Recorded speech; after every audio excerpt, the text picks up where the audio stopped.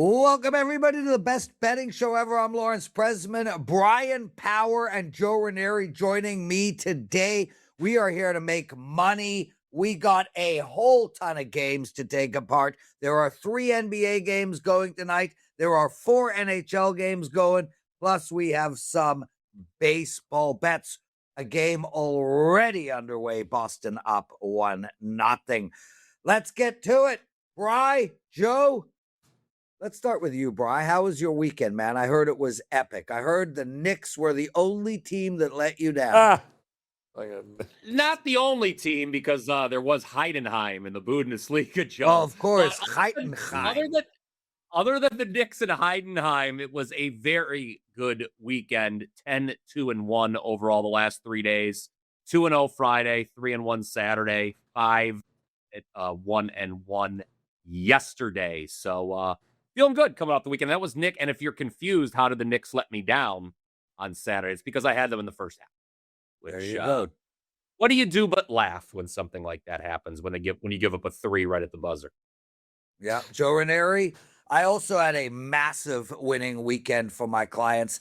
I don't think I went 10-2, but I cashed Friday, Saturday, and Sunday. How did you do, my brother? I listen, I was scarred after that Knicks first half, giving up a useless 3 and playing no defense before the break there. Only to watch Atlanta, by the way, go 6 of 21 from 3 in the second half, which was just great.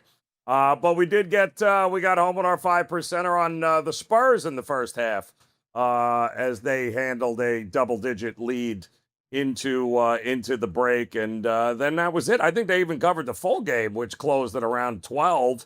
I think 12 and a half. They still ended up getting it done. So yeah, so it was good. The Spurs to the rescue yesterday. That was great. There you go. I had the Spurs for my clients as well. I have now started the NBA playoffs. 5 W's, 1 loss. I know I'm making it a bit about me. What can I tell you? I got a 5% play up in NHL we'll talk about a little later. Guys, let's get into game 2. So we've got money pouring in on Cleveland right now. The show literally 7 minutes ago, it was minus 8.5, 8 across the board. We now have 9.5s popping up everywhere. There's clearly a lot of people who thinks Cleveland's going to continue rolling as they did against Toronto in their last game.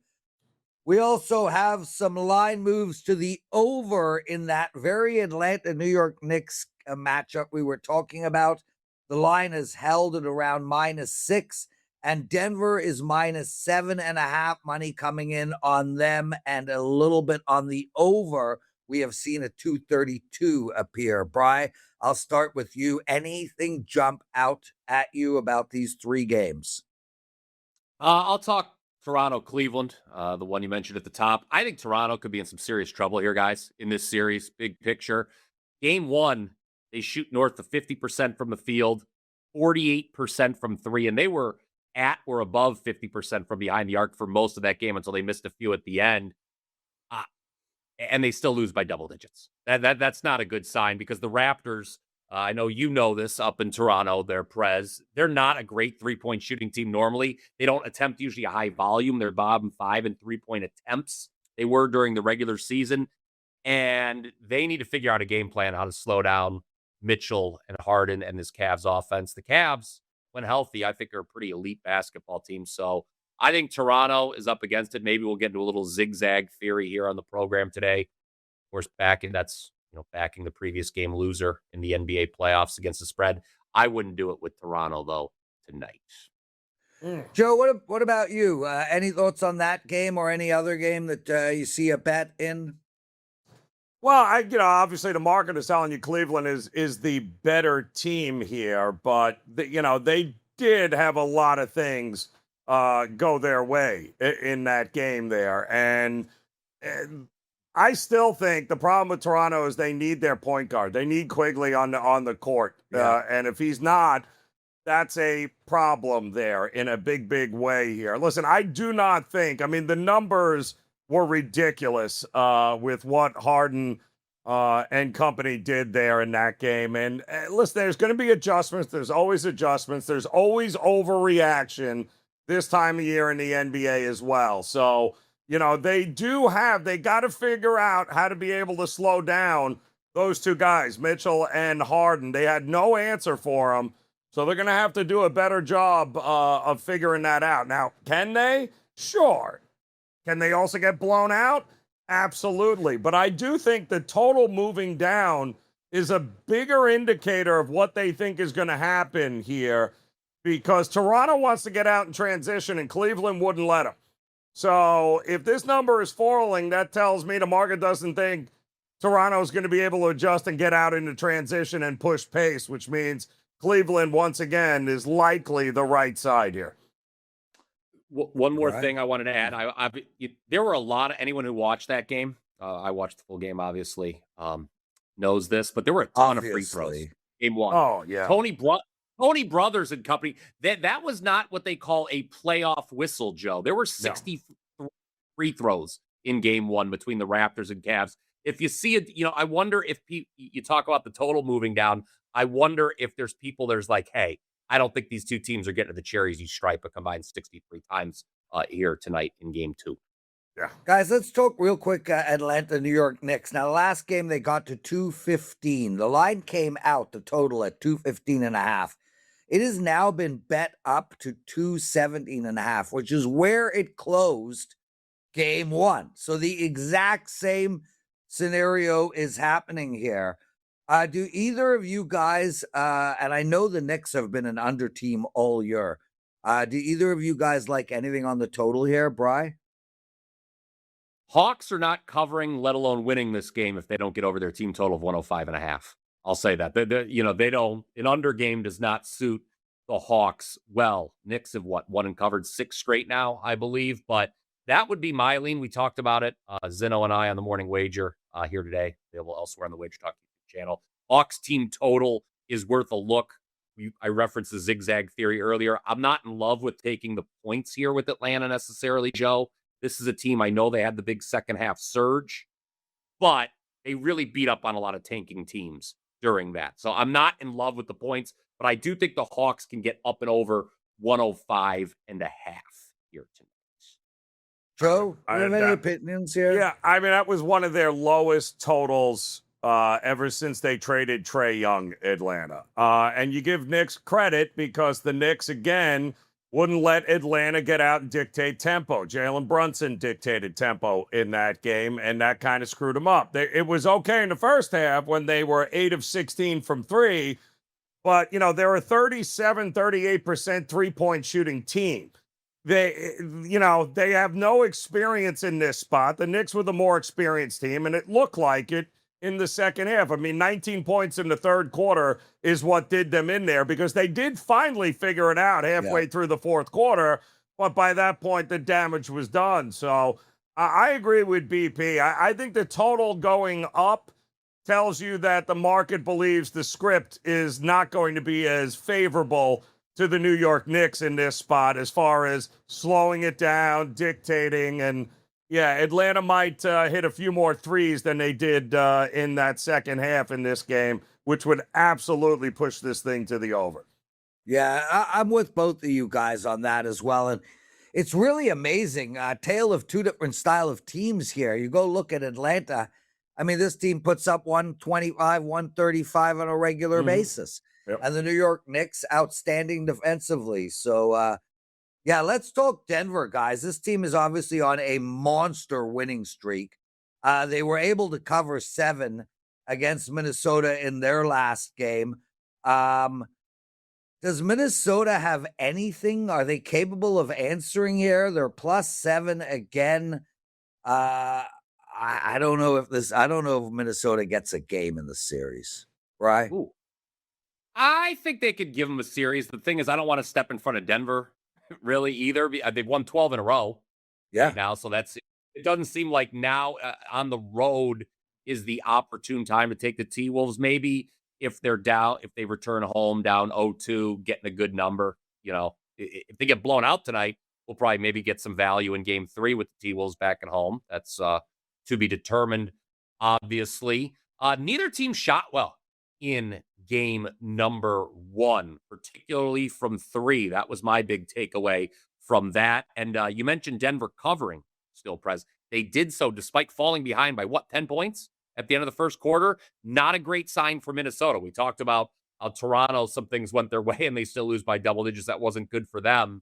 So I don't know. The total's pretty high. I don't want to bet the over. My guess is it's going to be at least one of the teams is going to shoot better from three, Joe, than they did in one, right? You want to talk about whistles. You're talking about free throw. You're talking a 2-1 advantage for Denver yes. at the free throw line in there. I mean, that is unheard of. And it's the only reason they won the game. They were lucky to win that game. Minnesota had every chance of winning that game, except every time they turn around, there was a whistle and Jamal Murray was at the free throw line going 16 of 16 from the free throw line. That kind of disparity likely not going to happen again. So, yeah, and listen, and it was the first game for Anthony Edwards. He took, a month and a half off at the end? He looked gassed by the time he got to the fourth. So I think they'll be better. I think Julius Randle's got to be better. Offensively, I get why the total's going up because I don't think Minnesota defensively can stop Denver. But I don't believe in Denver's defense in any way, shape, or form. I think it wouldn't shock me if this thing is in the 120s for the winner in this game. Would not shock me in the least bit here, Prez. Joe Ranieri, Bryan Power, joining the best betting show ever. Hit the like button. Subscribe to our channel, guys. Make sure to comment. We read all the comments every day. We have a mailbag section Tuesday to Friday, so we'll talk about them. Let's get to our parlay of the day. Look, we got some NHL games going tonight. There's 4 of them. I will take them apart a little later, but I do have NHL bet for you guys in the parlay of the day. And that is under the total of 6. That's right, 6 in the Ottawa-Carolina game. There's about 7 out of 10 books are showing a 5.5, but there are 6s out there, and 6 is a very big difference between 6 and 5.5. We're taking 6. We're going with the under Ottawa and Carolina. Bri, what's your parlay leg? I'm going to go with the Cubs.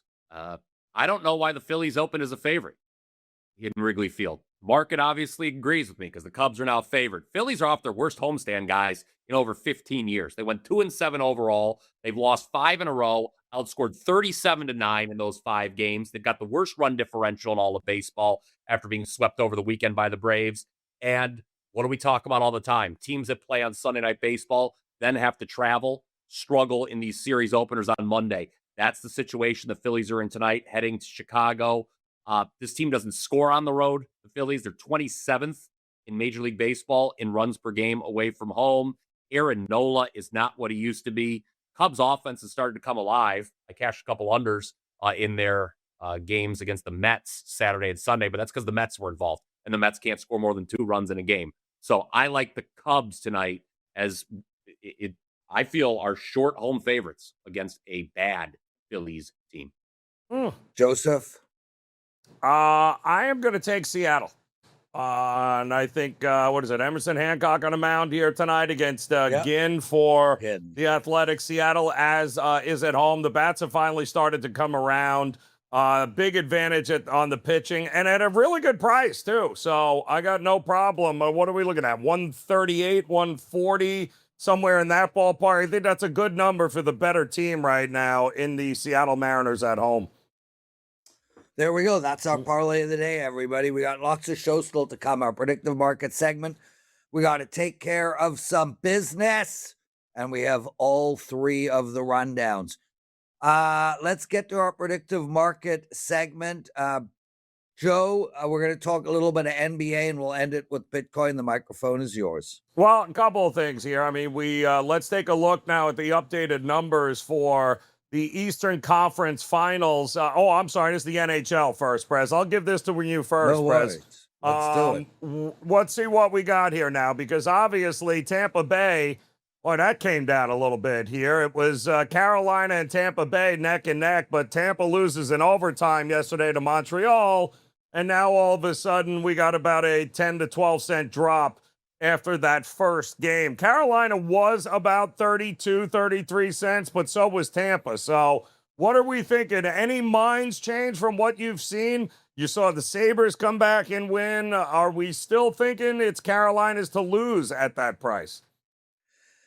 At that price, no. At that price, I like Montreal at 11%. I think this team showed a ton of moxie. Look, they were up, they were down, they came back and won. They then won it in overtime.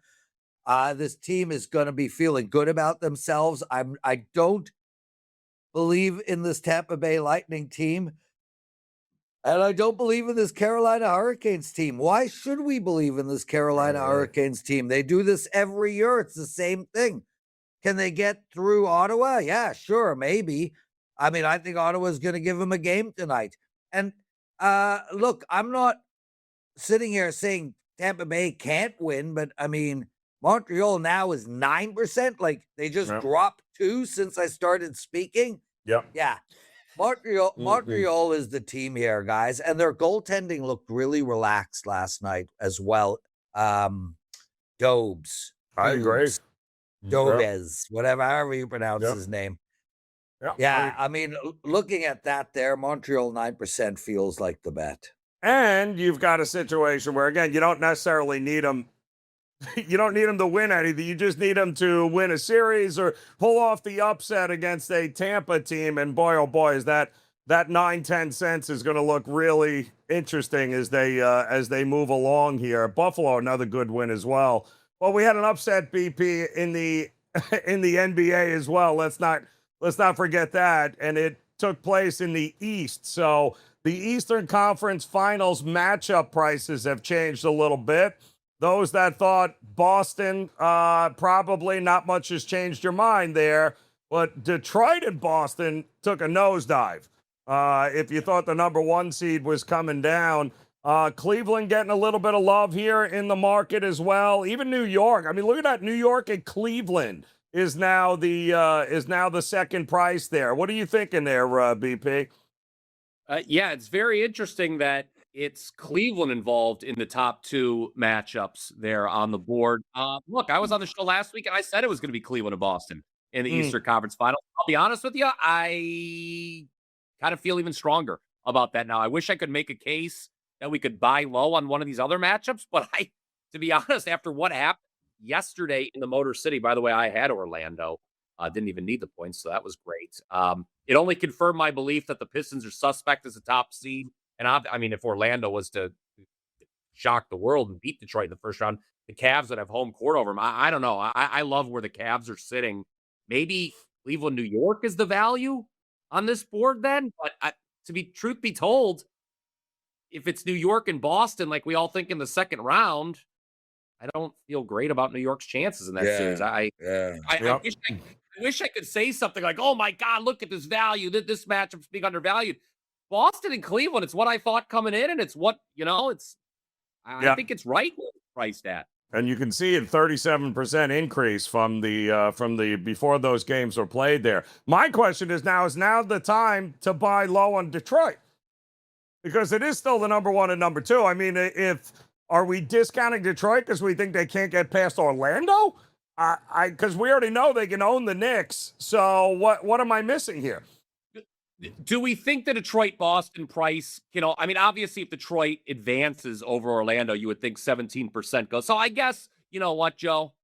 Detroit-Boston, I guess. If you're looking to buy low on something on the board that we're looking at, I guess it would be Detroit. Yeah, because what happens with Detroit wins game number 2? Now, we ain't getting it at this price. It's going to go right back up through the Wolves. So, that to me is the question, is that I still think Detroit is going to figure it out and they'll beat Orlando. And I still think once they get it going in the right direction, buying low on them. And to me, Prez, this is some first game losses have opened up the value across the board in the NBA and the NHL. Well, and I agree, and I think it's reflective. I mean, Detroit is minus 9.5 against Orlando in game 2. Yep. Guys, Brian, I know you're gonna get out of here in a few minutes, but man, when was the last time you saw a 17.5 in a playoff game? It's been a while in the end, and he is referring to the NBA Game 2 Phoenix, who I don't think Joe, you probably can't remember low enough on the board for me to entertain taking Phoenix against, to advance against Oklahoma City. We shall see. This is a litmus test because 17.5, a playoff point spread is. And we're not talking a 240 total. You're talking 213 and a half, 214 points while laying 17 and a half. It's just absurd. Absolutely absurd. And by the way, they have not been good at all laying these numbers this year, OKC. So this is, again, overreaction, recency bias. What have you done for me lately? But, that is not the norm for this team all year long. We are seeing money pouring in on Phoenix right now. I mean, the line was minus 19.5. And although I've mentioned 17.5, there's also 16.5. And it's going to keep going that direction. Yeah, that is a 3-point swing already. Yep. And game one closed what, 14.5? I'm doing that. Yeah, I think it moved to 13.5, 14. Yep. Yeah. Yeah. Okay, what else predictive wise? Bitcoin now at 75.6. Yeah. Mm-hmm. I think we're gonna go with the over 75.5. So that's a yes to the 53 cents. We already had a drop in the last few hours. It was down to 74.8. I do think we're gonna see a slight uptick. But again, in keeping with what I've been saying all along, I do not expect a lot of movement in Bitcoin for the next few months. And I do want to say again that I think Bitcoin has showed ourselves an impressive number over the last month, especially in the month of March. If you go back to 2017, you go back to 2021, you go back to the 4 halving moments that have happened in the past where we had a massive December. All 4 of them were followed with a destruction in March. We got up to 17,000 in 21,000 in 2017. By March, it was down to 3K. Then we got to 70,000 the next halving, and that dropped all the way down to 16K. We got to 126,000 in the recent uptick. I think we have bottomed out in the mid-60s. From a percentage perspective, that is a hell of a lot better than the 2 prior drops. I think this is a great sign for Bitcoin moving forward. I think it's consolidating, getting rid of all the sell options.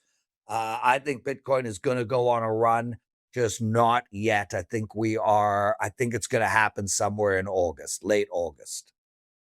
So are you going over 75.5 or? Yeah, over 75.5 for the day. For the day. All right, at 5 o'clock today. 5 o'clock today, over 75.5, which is just above just below what it is right now at 75.6. So there you go. All right, gonna keep rolling by 5 o'clock Eastern time at just about even money right now at 75.5 at Bitcoin at 5 o'clock. And there you got it, Prez. All good to go. Bryan Power, what do you got to promote? Yeah, hopefully I stay rolling as well. I mentioned earlier, guys, 10-2-1 the last 3 days overall, 6-0-1 in MLB. We're 90%, Prez, with MLB totals in the month of April, 9-1-1. Also 80% with all soccer in the month of April, 8-2 on an 18-9 best bet run in the NBA as well. I've got 2 best bets for Monday. 1 in Major League Baseball, it is a total, and then 1 in the NBA playoffs as well. I'll leave you guys with just a few more stats from the NBA playoffs. We all know home favorites went 6-1 straight up and against the number in game ones, if you will, Detroit being the lone loser. The only game that went over the total, the only game one that went over the total was that Cleveland-Toronto matchup. So check me out, WT.buzz/BP. 2 best bets for Monday as we look to stay hops. Oh, there you go. Thank you, Brian. We'll see you next Monday. Bryan Power, everyone. You can hear him every day on The Morning Wager with Mark Zeno. That's up on our channel, WagerTalk TV. 250,000 followers there. One of the biggest sports betting channels on the planet. Check it out. Joe, we got to take care of some business, and then we're going to do all 3 of the rundowns. Huge shout out to all the people who bought my 5% play in the NBA last week. It cashed. We're going again tonight. I got a 5% NHL play up tonight. These plays are so rare. They are not money grabs. There's a ton of integrity behind these plays. 90% of my bets are 2% and 3% bets. I so rarely have these 5% plays. This is as strong a bet as it gets for me. Please make sure to head over to WagerTalk, buy my 5% NHL play tonight. But don't sleep on my baseball or my NBA. And the reason for that is simple. My NBA 5-1 in the playoffs to start, over 63% in NBA playoff betting over the last 3 years. I have not had a losing NBA season in 5 straight. I'm seeing it great. I got an NBA total bet up tonight. I also have a baseball total. And are you ready for this? I'm 8-1 in baseball totals on the season. So I got a big 3-pack going for my clients tonight. Head over to WagerTalk. Get that. Joe, what do you got going, my brother? Nice, Prez. All right. Yeah, well, we got coming off of that 5% win last night in the NBA. Following up, I got a 4% tonight in the association on one of these games. I also have 2 Major League Baseball games that, just too good to pass up here at this point. But I would hurry up, though, as both of these games likely not staying at the numbers that they currently are. So check that out over at WagerTalk.com. And let's keep it rolling here, Prez. Yeah, brother. Let's do the 3 rundowns. You got baseball. Yep.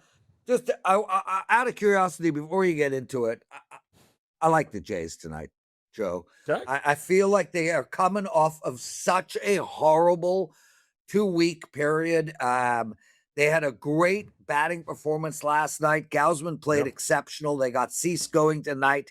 It's like minus 120 against a team that just can't get out of its own way in the Angels. So I just wanted to throw that out there as sort of like a baseball best bet, if you will. I really like the Jays tonight. Like it. All right, so let's go that direction. So we're going to start by backing the Angels. No, I'm only kidding. We're going to start with Houston here tonight, first and foremost, who can't get out of their own way here after losing again yesterday in extra innings to the Cardinals in epic fashion. Not good right now here for the Houston Astros. Now they got to take on Slade Ciccone and the Guardians. And we've already seen the total opened up at 8.5. We've already seen that drop down here. Arrigetti's the better pitcher, but the Astros you can't trust them right now here. Just because you have to win doesn't mean you're gonna win. But if I'm looking at them, I'm looking at them in the first 5 more than anything else. Rhett Lauder going for the Reds here today, who keep finding ways to win 1-run games. And they did it again yesterday, only they were able to pull away in extra innings against the Minnesota Twins, but they took a 4-3 lead in the top of the 9th 2 days in a row, went to extras yesterday. At some point, that's coming back down to reality, and I think against the Rays, that might be a good look. Michael McGreevy of the Cardinals taking on the Marlins. Michael McGreevy with his 2.51 ERA. Yeah, but he's got an xERA of nearly 7, which means, yeah, he's a gas can waiting to get lit up here. Likely happens here today. You also have the Nats taking on Bryce Elder and the Braves. I like the Braves to get that one done. I do like the Cubs to win that opening game against Philadelphia, that's for sure. I also like Kansas City back home here, a little home cooking to be able to get it done against Baltimore. Seth Lugo is on the mound for that one. Dylan Cease, you heard the press tell you, Dylan Cease, Detmers has been good, but I like the pitching matchup, and I like the under as well. So I'll take Toronto with the Prez. I already told you Seattle is the way I'm looking.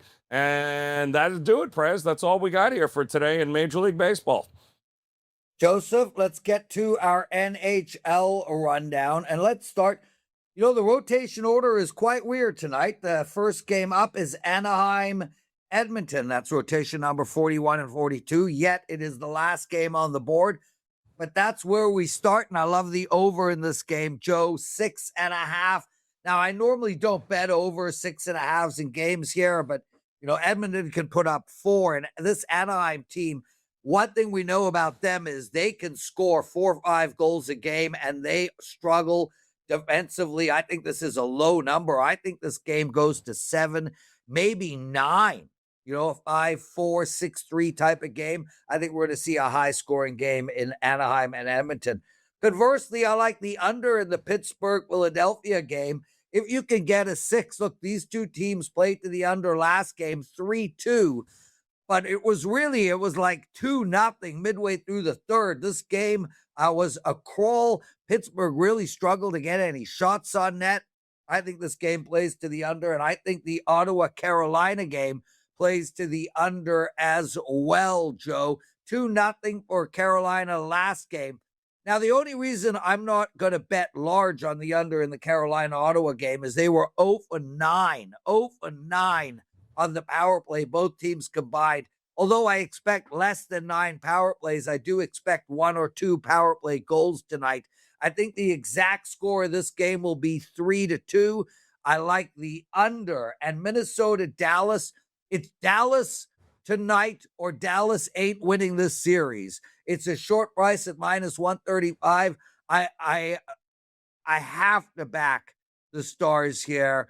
This is a veteran team. They got too much riding on this game.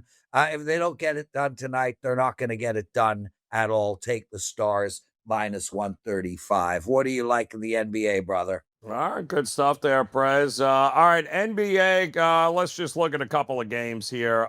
Toronto and Cleveland, the prevailing thought is, well, they just dropped all of these points in game 1, so of course it's going to go over. This is where the playoffs become tricky, and this is where going contrarian is not a bad way to look. I don't think you're going to have the same game plan. You heard BP earlier talk about all of those penalties or whistles, rather, and free throws. I don't think that happens. I don't think either team is going to shoot lights out like they did in this one. The Cleveland Cavaliers did a great job of slowing Toronto down. I think they're going to do a good job of that again here tonight.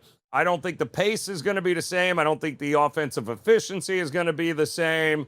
Yeah, I think the under is maybe a better way to look here with Toronto and Cleveland tonight. We talked about Atlanta and New York, but we are starting to see, again, a lot of New York love, up to 6, 6.5 in some spots. I would not be shocked if this starts to go the other way. The reality is, outside of that third quarter, not a lot separating these two teams here. I think this game is closer than many people think it is, and certainly the market seems to think that New York is just going to be able to separate. I don't think so there. In Minnesota, Denver tonight, I would only look at the over at 232, 231.5 now. Nothing about these two defenses screams, oh boy, they're just going to shut it down. No, Minnesota had every opportunity to steal one in Denver in game 1. Their back is going to be against the wall here. Would not shock me if both of these offenses continue to roll, shoot a little bit better from 3, and this thing goes flying over the total. You don't see these kinds of prices very often in the playoffs, but with these two teams and a lack of defense, wouldn't shock me if we get an over in that one there, Prez. There we go, Joe. What a great show. Awesome night tonight. NBA and NHL playoffs. Baseball is in full swing. Let's get to it. We'll see you all tomorrow. Art the Caesar will be with us. We'll have our mailbag section going tomorrow, so make sure to comment tonight. Thanks, everybody. Thanks for watching. Lots of love. Let's get to it.